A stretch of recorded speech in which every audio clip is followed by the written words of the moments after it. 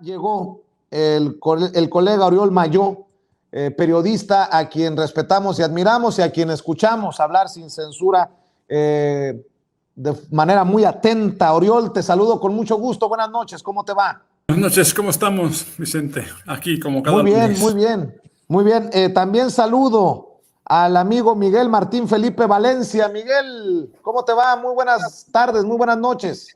Buenas noches, Vicente. Muchas gracias por esta invitación a tu espacio. Es para mí un honor. Gracias. A ver, ¿cómo ven las declaraciones del presidente Andrés Manuel López Obrador sobre el litio y sobre esta iniciativa de reforma eléctrica que parece podría, esa es mi opinión, desmoronar la alianza de Claudio X González, el PRIANRED? El PAN de entrada dice que no va a apoyar esta reforma eléctrica. El PRI y el PRD dicen que están abiertos al análisis, a los foros, a evaluarlo. Por eso digo que está en peligro también la alianza con estas jugadas de ajedrecista político del presidente Andrés Manuel López Obrador. Pero me llamó mucho la atención que diga el presidente que tal vez están más enojados sus adversarios por lo del litio, que ya los conoce. Oriol, ¿cómo ves estas declaraciones del presidente Andrés Manuel López Obrador y este planteamiento que hago? Bueno, primero yo, como siempre, un poco de cautela ante el optimismo o la posibilidad que se dice, se comenta y se juzga de que el PRI pudiera ser el fiel de la balanza que determinara la ruptura del frente opositor. Porque recordemos que el frente opositor, su acicate, su alianza, su concreto, es el dinero de los empresarios, del poder económico de la alta burguesía. Y en ese sentido, la reforma eléctrica representa una alianza en contra de esta reforma, que ellos llaman la reforma apagón, y que realmente hay una cargada mediática incluso inusitada para el nivel habitual. O sea, no están parando, llevan días casi una inflexión de Venezuela del Norte que no para. Pero tenemos aquí, es importante remarcarlo, alianza. Hablamos de grupos empresariales nacionales y extranjeros juntos como cabilderos pagando lo que sea, más la presión, digamos, de las bases, entre comillas, de los gestores de energía, de los consultores, del núcleo duro de la derecha, que además es empresarial de sentimiento, de corazón, y que cualquier cosa que huela a Estado, a nacionalización, a patria, digamos, a soberanía energética y económica, les pone los pelos de punta y les genera una sensación de que el país ya no es suyo.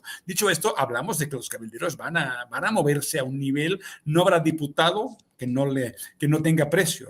Aquellos cañonazos de 50,000 pesos, ¿no?, que según Obregón eran suficientes para que cayera, pues va a haber cañonazos para quien sea, sin problemas. Entonces, aunque sí es cierto, es una reforma que directamente apela a un sentimiento, a una razón, en un momento histórico en todo el mundo, donde la liberalización de mercados, la transición energética y esa dupla entre renovables intermitentes y gas natural, que sí, porque recordemos, donde hay sol y donde hay viento, resulta que tiene que haber turbinas de gas natural para que en la noche o cuando no hay viento o no hay sol estén funcionando y estén permitiendo que tengamos luz. Esto significa que la transición energética tiene un costo cada vez más alto, más y encima si tienen prioridad los privados, si hay contratos de suministro a 20 años, si prácticamente se le está pagando a un precio altísimo la generación que podría ser el Estado perfectamente, digamos, y por lo cual se ha hecho que ya dejémonos de rollos y CFE que vuelva a ser lo que era una sola empresa, que era funcional, legítima y que, siendo la electricidad un monopolio natural, es donde hay que llegar. Pero dicho esto, me parece que es una gran reforma directa y clara, pero obviamente las circunstancias no son las mismas que antes de las elecciones de junio, porque obviamente a falta de 55 votos para una reforma constitucional, esto determina que la lucha es un poco distinta a como podía ser hace unos meses. Entonces, vienen momentos decisivos, claros, creo que es una reforma clara. El tema del litio es fundamental porque obviamente parte de esa tensión energética son baterías de litio en los coches eléctricos. Hay un boom ahora de ese tema, un tema que seguirá. Es un tema incipiente en el cual obviamente creo que ahí sí la asesoría del gobierno boliviano, recordemos que Evo Morales y Luis Arce mencionaron ese apoyo a México para que pensara el tema del litio, ha derivado en algo fundamental, que el litio es un bien estratégico para la nación y por tanto su explotación y su exportación, como debería ser con otros temas de minería, porque hay otra minería, o hay mucha más minería que es fundamental para, digamos, el desarrollo de la industria y, por tanto, deberían ser de la patria. Pero en todo caso, y de momento, la decisión sobre el litio determina con mucha claridad lo que ahora llaman radicalización, extremismo, porque ahora ven que como ya no hay ese punto de los negociadores, tipo, por cierto, Julio Scherer, déjame aquí mencionar más rápidamente lo divertido que es. Riva Palacio hace unas pocas semanas hablaba de lo triste que es que no esté Julio Scherer Ibarra, porque era el hombre de los negocios y de los empresarios que siempre sabía llevar negociaciones. Ahora que sabemos, y es muy posible que sea en muchos casos un tipo que ha estado metido en cosas bastante feas, ahora hablan de que Julio Scherer es un gran corrupto y que era lo peor de la Cuarta T. Ya no está en la Cuarta T, por suerte, pero resulta que sigamos a Riva Palacio y veremos, como decía, que los intermediarios de la gran empresa son la única gente que salva al régimen de que termine en manos de la locura, digamos, populista. Dicho esto, está muy claro el tema del litio. Litio, electricidad son dos elementos claves y están siendo ahora mismo las espoletas de una bomba que está pegando en Europa, en todas partes, con unos precios de la luz que si los tuviéramos en México, literalmente estarían explosivos. Pero déjame acabar porque luego soy demasiado rápido. Importante, aquí el problema es que la subvención que la Comisión Federal de Electricidad tiene que meter cada año es más alta porque estamos pagando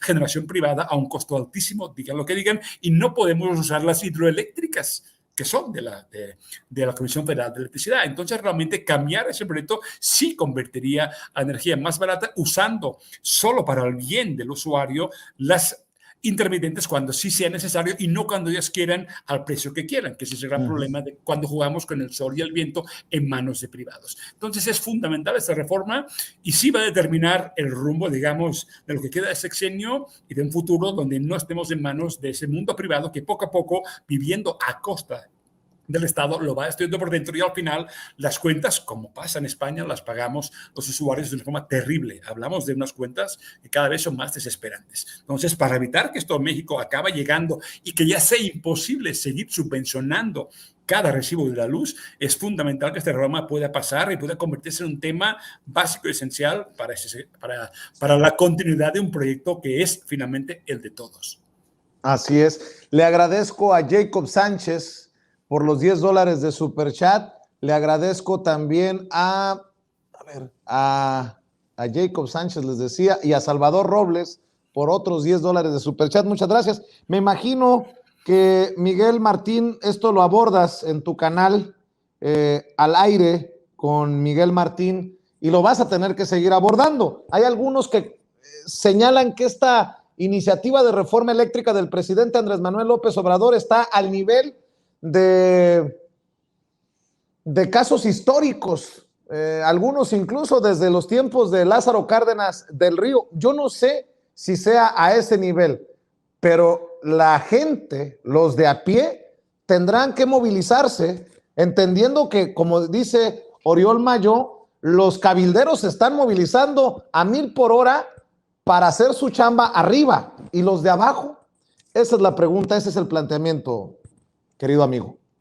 Pues fíjate, Vicente, que yo lo analizaría también desde un punto de vista de la hegemonía de los medios, porque di una revisadita rápida hoy durante el día a cómo, no tanto a lo que ya sabíamos, digamos, a la voz del presidente, a lo que todo esto implicaría, sino más bien a las reacciones en todos esos lugares, pues que francamente ya son de putrefacción mediática, francamente ya son de poca credibilidad y de aferrarse a ese sentimiento de pérdida que Oriol bien nos señalaba, ese sentimiento de que ya no les pertenece el país y ese sentimiento pues de que no solo no les pertenece, sino que no van a tener oportunidad de recuperarlo en ese sentido, ¿no? También, pues sí, elevarlo a una cuestión, digamos, como el hito de Tata Cárdenas con la industria petrolera, pues yo creo que sí sería acertado, pero también fíjate que otra cosa muy interesante que, por ejemplo, están diciendo de que el presidente prefiere invertir en esto que en otras cosas, me parece que juegan un juego muy peligroso siempre estos personajillos de administraciones anteriores, defensores del individualismo, defensores del libre mercado, como ellos consideran, que francamente pues son defensores de los ricos, en otras palabras, y juegan un juego muy peligroso que yo los veo siempre perder, que es eso de a ver cuántas frases logras hilar sin morderte la lengua. Ya le pasó a Calderón, ¿no? Hablando de que Morena es un narcogobierno, de que la 4T es un narcogobierno. Y escuchábamos hace rato a este personaje, Enrique de la Madrid, cómo decía que el presidente invertía en esto en vez de en educación. Bueno, pues el presidente ha estado fundando universidades, ha estado fundando instituciones educativas. ¿Cuántas fundó Peña? ¿Cuántas fundó Calderón? ¿Cuántas fundó Fox? ¿Cuántas instituciones públicas educativas de alta calidad fundaron ellos? Entonces, este es uno de tantos ejemplos de que juegan ese juego peligroso. A ver, hílame 2 o 3 frases, pero sin morderte la lengua, ¿eh? Y todos pierden. Y pues en cuanto a lo del litio, me parece también muy interesante porque pues se habla de que ahorita vale la tonelada $6,000 y se va en 6 años a duplicar. Se espera que valga $17,000 cada tonelada de litio. Se habla de 284, perdón, millones de toneladas, que es el cálculo que se hace sobre todo este elemento que pues sí, a lo mejor es la llave al futuro, a lo mejor es una de las cosas que harán al presidente pasar a la historia, porque bien se señala que está en la industria, obviamente, de la electrónica, de las pilas, esas famosas pilas de iones de litio que son las que alimentan nuestros teléfonos o nuestros power banks cuando se nos acaba la pila del teléfono, y también de la industria igualmente farmacéutica, porque aquí en México pues hay muchísimos casos de padecimientos como el TDAH, ¿no? El trastorno por déficit de atención e hiperactividad, y todos estos trastornos, o bien del espectro autista, todos estos trastornos, no olvidemos que también requieren medicación basada en el litio, porque el litio, pues digamos que una de sus bondades a nivel neuroquímico, pues es propiciar una mejor conducción de los impulsos eléctricos que nos ayudan a mantener nuestras emociones, digamos, un poco más controladas. Entonces, me parece interesante también, yo lo coronaría con una frase que no es nueva, pero tiene mayor pertinencia ahorita que en cualquier otro momento. ¿Recuerdan la famosa doctrina Monroe, que era América para los americanos? Bueno, atestiguen la doctrina Obrador, México para los mexicanos. Bueno, aunque eso suene para muchos como, me río con esto que digo, como el comunista come niños, dictador que intentan pintar desde el panismo, México para los mexicanos. Bueno, a ver, México para los mexicanos, un México que a veces tiene una memoria muy corta y selectiva. Y hemos recordado un aniversario más de el 2 de octubre de 1968, de ese 2 de octubre que seguimos sin determinar con claridad de qué magnitud fue la masacre, la tragedia. En un México que busca transformarse, en un México que busca cambiar, en un México en el que no se reprime, en un México en el que sigue buscando justicia para el 68, para los 43 de Ayotzinapa, para Aguas Blancas, en fin. ¿Cómo se recuerda el 2 de octubre en este 2021 desde tu perspectiva, Oriol Mayó, y cómo lo tiene que entender y digerir este pueblo de México?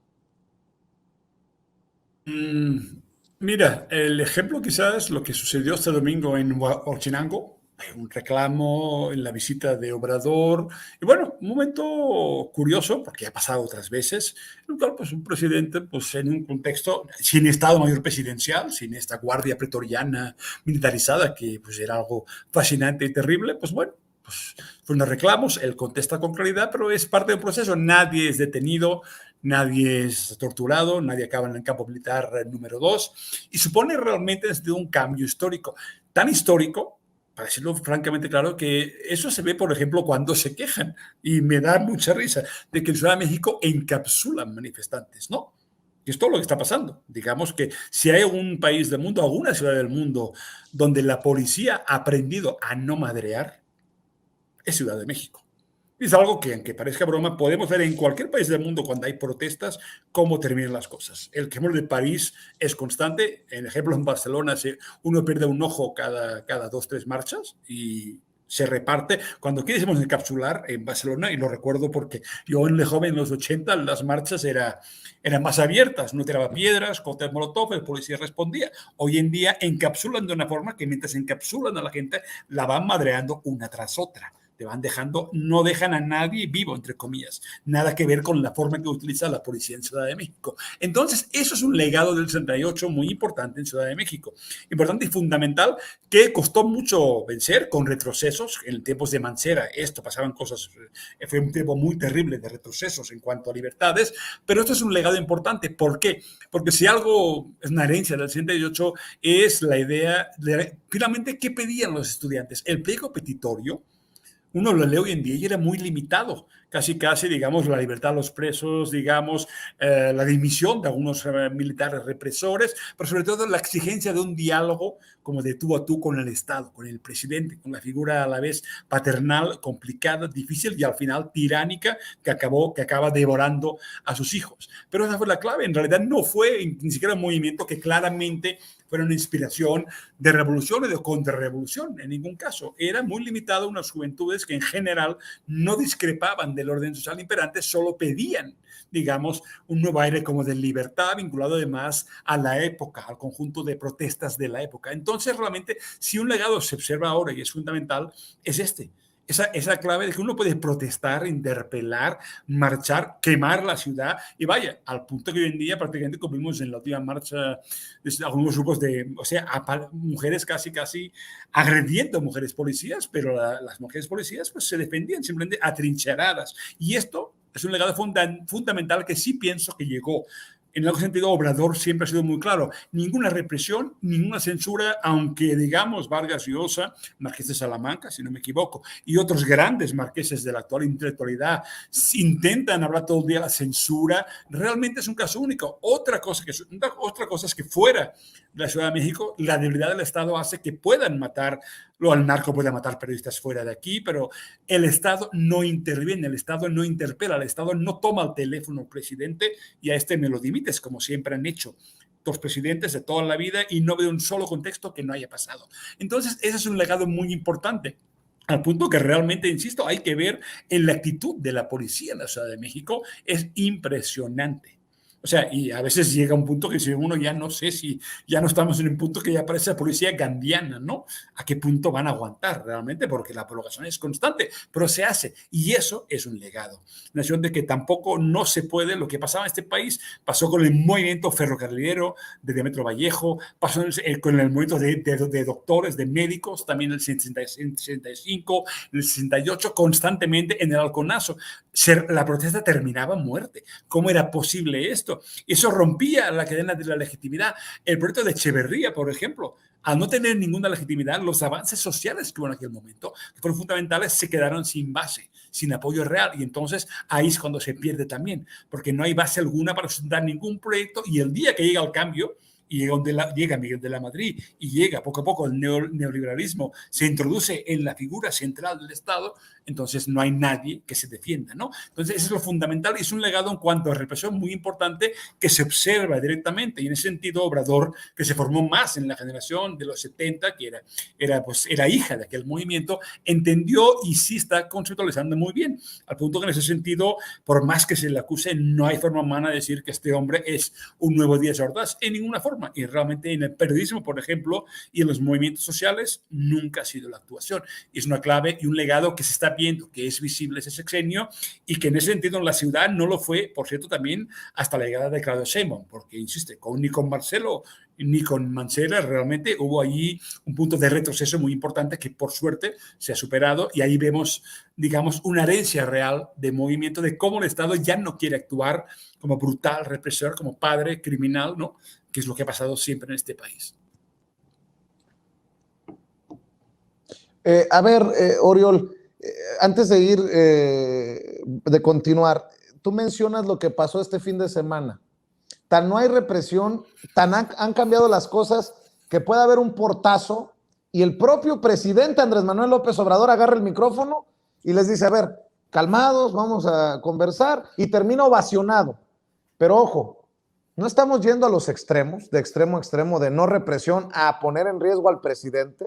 Muchos hablan también de la seguridad del presidente en estas ganas de tener un contacto con la gente y de no utilizar esos aparatos que en otros gobiernos hubieran sacado empujones a la gente, o hubieran sacado por la puerta de atrás al presidente, hubiéramos visto el despliegue del Estado Mayor Presidencial en todo su esplendor.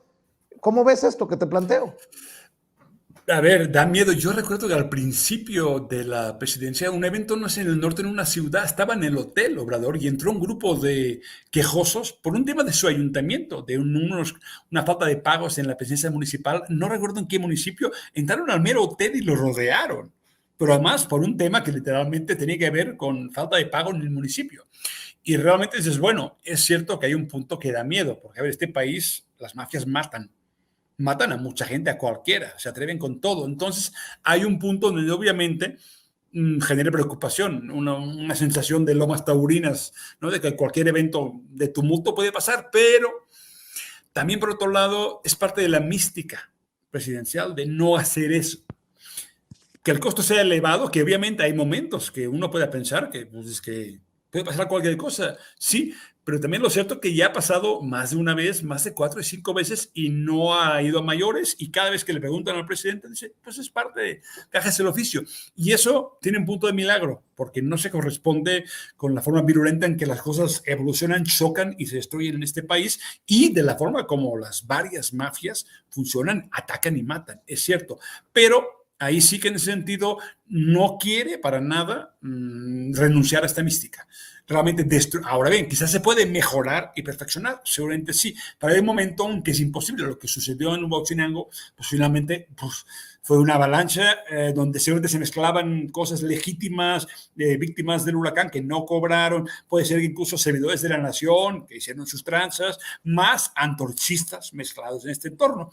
Sí es cierto que hay un momento en que uno dice, bueno, tal como está el país, me parece hasta de locos, pero la mística es fundamental y sin mística este proyecto también se cae. El mismo presidente en esta mística no tiene la coherencia, la fuerza y la capacidad, digamos, que la gente sí le sigue por eso. Es por ese tipo de eventos que aunque realmente el corazón en un puño, pues es madre de Dios, donde puede acabar esto, pero también es parte. Sin esta mística no sería posible el proyecto. Entonces, siendo un riesgo que lo es, y sin duda hay que tomárselo en serio y pensar que falla en la seguridad, pero sin esto tampoco hay mística.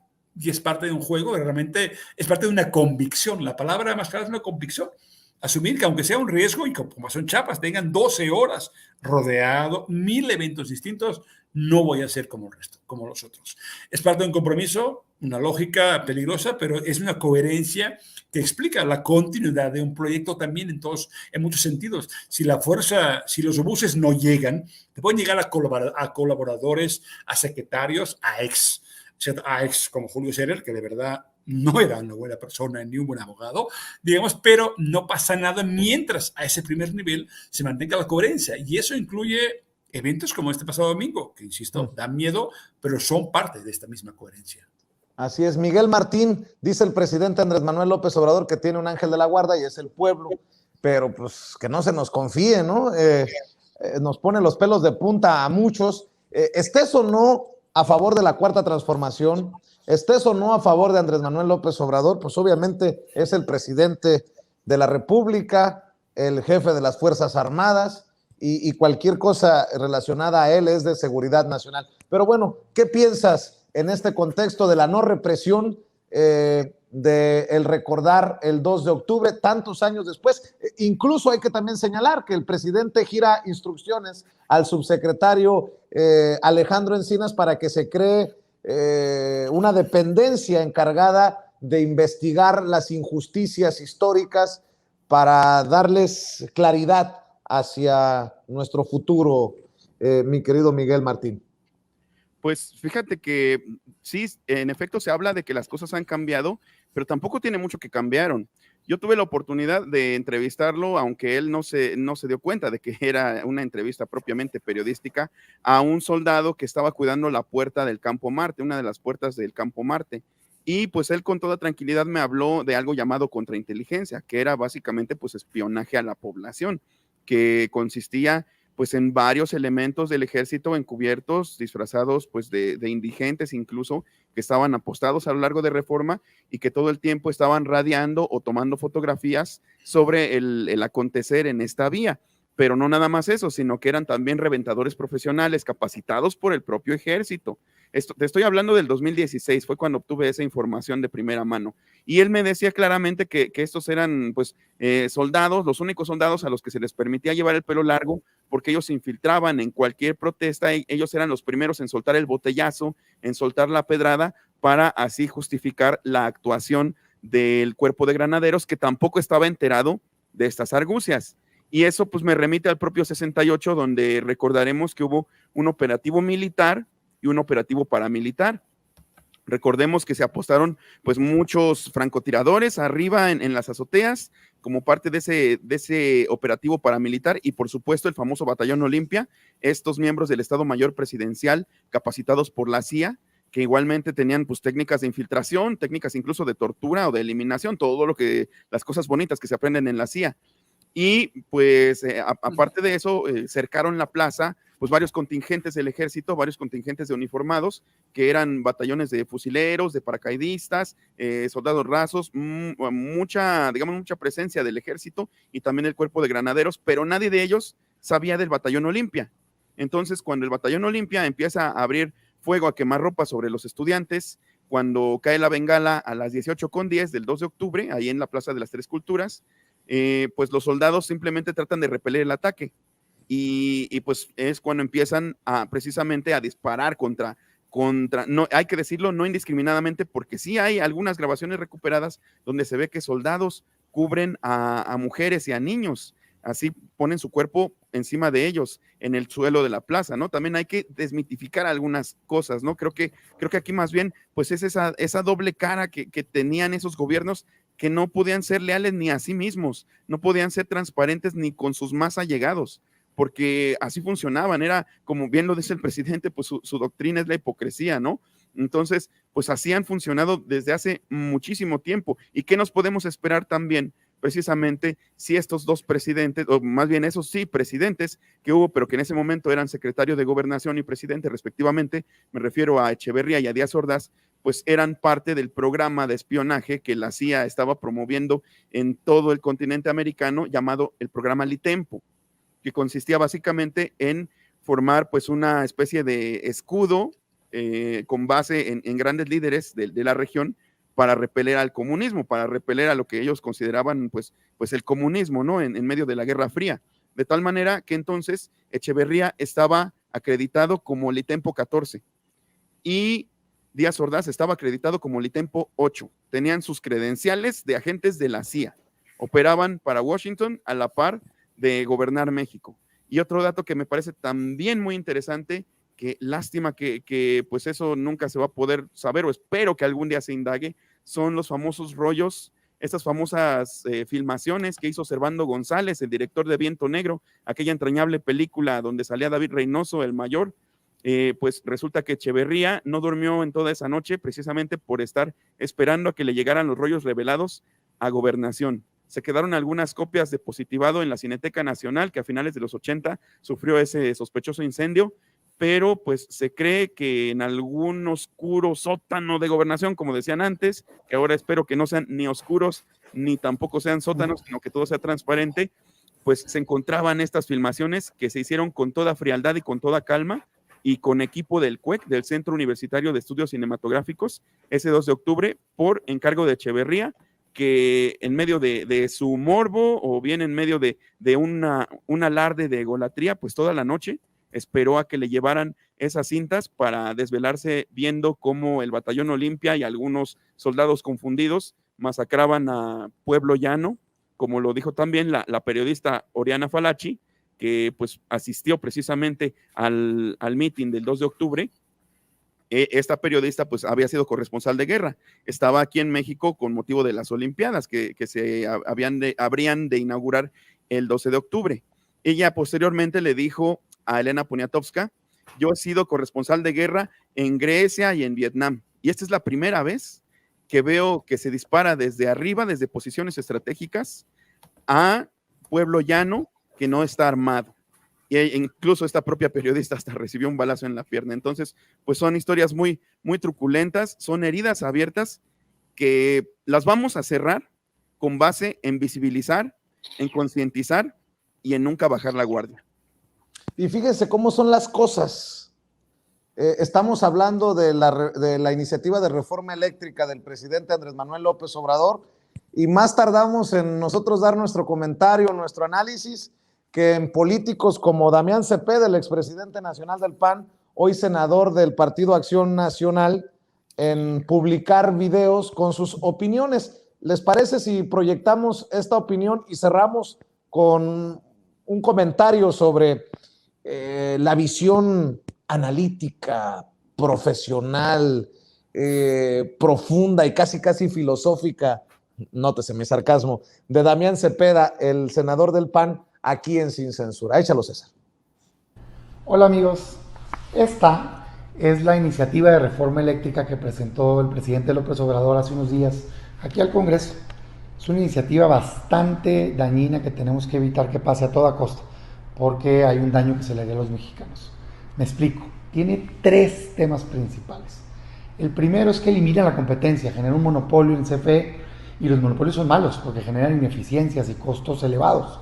Deja darte un ejemplo. Hoy CFE genera electricidad con costos al doble de un productor independiente y hasta 4 veces más de algunas energías renovables como la eólica y la solar. Pues no hace sentido que tú la quieras generar. Cómprala lo más barata posible y dásela a los mexicanos para que tengan un ahorro. La competencia genera que tengas acceso al mejor producto, al mejor servicio, al mejor precio. Eso es lo que tenemos que impulsar. Segundo, elimina los órganos reguladores. Hoy hay órganos reguladores independientes, Comisión Nacional de Hidrocarburos, Comisión Reguladora de Energía, que son los que ponen las reglas. Pues no, CFE, a pesar de ser un jugador, quiere ser juez y parte. Eso tiene desastre escrito en todos lados. Y tercero, elimina los contratos de autoabastecimiento. Es decir, hoy la industria, particularmente, pues autoabastece su energía, lo consigue lo más barato posible. Pues no quiere el gobierno, por cierto, quieren eliminar los contratos pasados que les va a costar carísimo. Entonces, todo esto te va a llevar a energía más cara y más sucia. ¿Por qué? Porque a pesar de lo que diga el presidente, aunque diga que no va a subir la tarifa, si no la sube, es porque la está subsidiando y la está pagando con tus impuestos. Entonces, no tiene sentido. Lo que tenemos que buscar es energía barata y limpia. ¿Quién la genera? ¿Qué importa, hombre? Consigue la más barata, la más limpia. Solo bien regulado y con seguridad. Desde ahorita lo decimos, no vamos a apoyar esta reforma y no va a haber poder humano que nos convenza. Yo espero que la oposición esté a la altura de lo que necesita México. Es el momento de la verdad.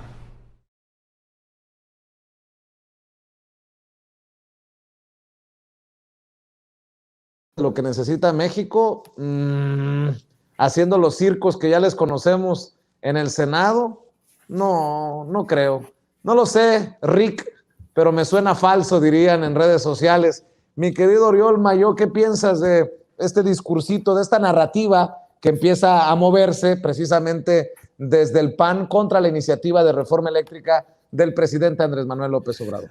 Bueno, lo más divertido es que usan argumentos que están cayendo en todas partes. Uno de los más clásicos y repetido es ese famoso tema que lo barata que es la energía eólica y la solar, que es un tema en España, tanto se ha repetido que la gente dice, bueno, pues debe ser verdad, pero lo que hace es que mientras más hay, más sube el recibo de la luz. Y España fue pionera en el mundo en la instalación y generación de grandes parques solares y eólicos. Entonces, ¿qué sucede? Que se llaman, lo que se llaman los costos ocultos. En realidad, ¿qué sucede? Realmente es una energía, por un lado, subsidiada completamente porque se compra a un precio mucho más alto. Pero realmente, en los momentos que hay mucho sol, a veces demasiado y no funciona, o demasiado viento, pues entra mucha energía, pero después, al cabo de unas horas, alguien tiene que entrar a respaldar cuando no hay energía. Y ahí es donde entra el gas natural, que es carísimo. Y que en ese caso es la CFE quien se encarga de subsidiar. No solo subsidia, digamos, las compras a 20 años a un precio mucho más elevado del que debería ser a privados, que nunca es más barato, porque el privado tiene que comprar barato y vender caro, y la vende caro a la CFE. La CFE no se puede comprar a sí misma, no puede usar sus hidroeléctricas, no puede usar certificados de energía limpia, de su propia producción limpia, CFE, que son las hidroeléctricas, siempre se olvidan de esto. Y lo que sucede ya después es que obviamente el gas natural, las turbinas que deben sostener en la noche y durante largas horas y en muchos días que no hay ningún viento y que no hay suficiente sol, realmente se encarga la CFE a través incluso teniendo la obligación de comprar a productores como Iberdrola, que tienen largos contratos de suministro obligatorio con CFE. Entonces, ¿qué sucede? Realmente el Estado solo se encarga, digamos, de cobrar el recibo de la luz, digamos, pero pagarles siempre a los privados. Y así sucede en España, y por eso poco a poco, como en toda Europa, debido a la liberalización de los mercados forzada por Bruselas, está provocando lo que pasa ahora. Toda renovable intermitente depende del gas natural. Es decir, al no haber centrales nucleares, que es sí una opción, por cierto, muchos países como en Francia, donde el parque nuclear prácticamente abastece permanentemente a toda Europa cuando bajan los picos de las renovables intermitentes, cuando incluso falta el agua en Noruega, cuando pues no llueve, cuando no hay sol. Entonces, realmente el carbón, que era una opción también, por cierto, aunque sea contaminante, era una opción, que también era un gran fósil, digamos, para generar energía, pero las nucleares, al no ver la solar y la intermitente que tan barata, porque dicen, a las 12 del día en España la energía cuesta 25 euros, sí, pero cuando se casa al final en la subasta, como entra gas natural que está a 80 o a 120 euros, digamos, entonces ya no sirve para nada. Nunca. ¿Por qué? Porque es los costos ocultos reales. El costo real de la solar es que hay que pagarla, subvencionando la energía, digamos, a un precio mucho más alto, digamos, con contratos, digamos, subvencionados, y también alguien tiene que financiar esto, que en el caso de México es la CFE, en el caso de España no, como el mismo privado, Iberdrola, controla la hidroeléctrica, controla el parque solar y controla también las nucleares, entonces entre ellos se lo arreglan, subastas a su modo y no hay problema, pero siempre obviamente trabajan en su beneficio. Si el gobierno de México pudiera usar las hidroeléctricas, sus propios parques solares, pudiera venderse energía a sí mismo, como Iberdrola se la vende en España, porque aparte Iberdrola cambia el nombre de la generadora y la de la comercializadora, pero es la misma empresa, solo con nombres distintos. No les gusta que el nombre sea el mismo, pero es la misma empresa, el mismo oligopolio. Y otra cosa para acabar, la industria eléctrica es un monopolio natural, déjense de rollos, para que funcione por su estructura, por su dimensión, por su red, tiene que ser y funcionar y ser barata como monopolio natural. Pero obviamente, si no está a manos del Estado, el monopolio privado lo que va a hacer siempre es encarecer en su beneficio. Entonces, realmente es un gran juego, es importante y hay que ir desmintiendo esos mitos, porque donde ha habido mercado, liberalización y donde ha entrado la intermitente, la renovable, como toda Europa, estamos viendo lo que vemos ahora. Dependencia completa del gas natural a precios cada vez más elevados y se pasa el costo al usuario, al consumidor. Y si además le añadimos la locura de la tasa de carbono, si además luego yo emito gas, pues también tengo que pagar. Y todo esto se va cobrando al usuario. Lo que pasó en Francia, de los Gilets jaunes, la revuelta de chalecos amarillos, por querer subir el impuesto del diésel, porque la tasa de carbono obliga a castigar cualquier consumo de energía fósil, esto se va a convertir en que finalmente, digamos, el castigo será tan total que pagaremos un precio por la luz, por el gas y por los energéticos en Europa que será imposible. Y por cierto, ese es el plan para México, un país que produce petróleo, que puede producir también gas natural en vez de depender de Texas como hicieron el PAN y el PRI, porque decían que el gas siempre sería barato y es mentira, obviamente, porque ahora lo que tenemos en México del alto costo del gas natural es el resultado de la política desde Fox, de Calderón y de Peña, de depender completamente, digamos, del suministro tejano, hacer los gasoductos al precio que ellos querían, que ahora finalmente conseguimos bajar el precio, digamos, del uso del gasoducto, pero nos puso en total dependencia. Por tanto, el plan debe ser soberanía, usar el petróleo, usar el gas, impedir de ninguna forma que entre ninguna tasa de carbono e impedir que se genere alguna obligación desde Europa de lo que se llama imperialismo ecológico, que nos obliguen a pagar altos costos cuando realmente nosotros tenemos la capacidad, el petróleo y también el gas natural, en vez de depender, digamos, de Texas. Entonces es fundamental poco a poco ir desmitificando esas falsas ideas que no funcionan y que ahora mismo están cayendo en toda Europa. El costo de la transición energética, como la quieren ellos, privada, monopolizada por grandes industrias privadas que viven a costa de inmensas subvenciones, de verdad, de locura, y que se van poco a poco convirtiendo en un costo más elevado de vida para todo el mundo. Lo que vemos en Europa es lo que nos espera en México si el PAN, el PRI, sus aliados, digamos, siguen en esta política de sumisión al capital. No importa que le llamen, lo único que tiene de verde es el billete. Esa gente no cree en nada, porque si creyeran en algo, y déjame acabar, cuando ahora salió la nueva norma sobre contaminación, la NOM, el nombre no me acuerdo, que hizo Semarnat. Bueno, los empresarios que hablan de energía verde, de solar y eólica, están en contra de que se deje de contaminar los ríos de México, que cuando menos se pare la tasa que permite Cable de contaminar gratis los ríos de México. Contra esto sí está la gran empresa. Claro, quieren autoabastecimiento porque no pagan la red eléctrica, y así pues que no la quiere así de gratis. Pero cuando realmente hablamos digamos, de ideas de capitalismo verde, recordemos que están en contra radicalmente de dejar de contaminar los acuíferos y los ríos de México. Esa es la realidad de su hipocresía absoluta, y hay que ir desmintiendo uno a uno su cinismo, su hipocresía y su único interés, que es el billete verde. Verde no por ecológico, sino porque pues, el dólar es verde realmente, sí lo es, es verde. Así es. Miguel Martín, no lo sé, pero Damián Cepeda suena como cualquier cabildero de Iberdrola, exponiendo ante el pueblo, ante la audiencia, y queriendo convencer que él tiene la razón y que está mal el presidente Andrés Manuel López Obrador. Es que todo parte también, Vicente, del famoso neoliberalismo, que, bueno, hay que explicar un poquito de dónde viene. Cuando hubo la Revolución Francesa, pues digamos que se inventó o se produjo como corriente de pensamiento el liberalismo, que tenía que ver con pues un poco de liberar al pueblo de la iglesia y de la monarquía para que tomara sus propias decisiones. Posteriormente, ya cuando viene pues el capitalismo se afianza, después sobre todo de la segunda parte del siglo XX, pues viene el neoliberalismo, que ahora es una visión más radical que quiere decir que el pueblo se tiene que emancipar del gobierno. El pueblo, pero ahora, pues digamos que aliado con las empresas, ¿no? Las empresas son la nueva esperanza porque han hecho ver que el gobierno es algo fallido, es corrupto, y entonces, pues este tipo de personas, no sé, quieren, igualmente, te digo, juegan al jueguito de a ver cuánto aguantas sin morderte la lengua.